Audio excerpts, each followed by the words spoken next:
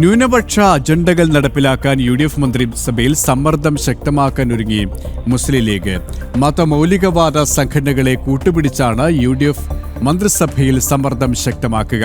ഇതിന്റെ ഭാഗമായി മുഖ്യമന്ത്രി സ്ഥാനത്തേക്ക് VD സതീശന് പകരം KC വേണുഗോപാലിനെ പിന്തുണച്ച കോൺഗ്രസ് MLA-മാരെ ബഹിഷ്കരിക്കാനും ലീഗിന്റെ നീക്കം. ന്യൂനപക്ഷ അജണ്ടകൾ നടപ്പാക്കാനുള്ള നീക്കം മുസ്ലിം ലീഗ് ആരംഭിച്ചു തുടങ്ങി.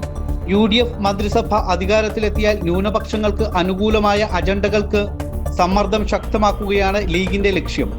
സമസ്ത പോലുള്ള സംഘടനകളുടെ പിന്തുണയോടെ മന്ത്രിസഭയിൽ ന്യൂനപക്ഷ ഏകീകരണത്തിനും ആനുകൂല്യങ്ങൾ ഉറപ്പാക്കാനും ലീഗ് ശ്രമം തുടരും.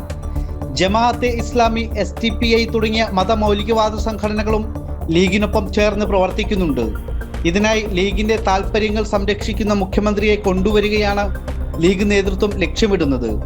അതുകൊണ്ടാണ് ലീഗ് VD സതീശനെ പിന്തുണയ്ക്കുന്നത്.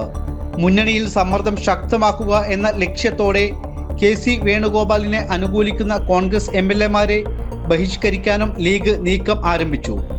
22 MLA-മാരുടെ പിൻബലത്തിൽ കോൺഗ്രസിനെ നോക്കുകുത്തിയാക്കി ഭരണം കൈയാളുകയാണ് മുസ്ലിം ലീഗിന്റെ ലക്ഷ്യം. ശിവദാസ് കന്മനം, ജനം, കോഴിക്കോട്.